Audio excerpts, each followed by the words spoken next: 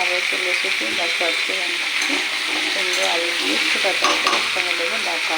প্রথমে দেওয়া হয়েছিল তেলটা গরম হয়ে যাওয়ার পরে দেবো শুকনো লঙ্কা 5 করে, তারপরে দেবো পেঁয়াজ কুচিগুলো যখন একটুখানি লাল লাল হয়ে যাবে তখন আলুটা দিয়ে দেবো।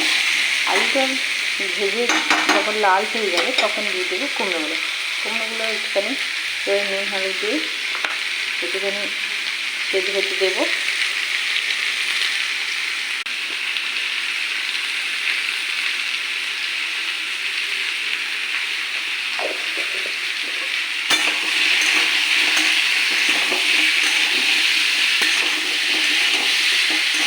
এর সঙ্গে তোমরা বন্ধুরা একটু ভাজা মশলা দিতে পারো, যখন ভাজা মশলা আমি চ্যানেলকে কমেন্ট করবে তো সেখানে পেয়ে যাবে। তো তাও বলে দিচ্ছি একবার, ভাজা মশলা হচ্ছে এর সঙ্গে একটু ধনে, গোটা জিরে, শুকনো লঙ্কা, সেটা শুকনো ভেজে নিই, একটু গুঁড়ো করে নিতে হবে।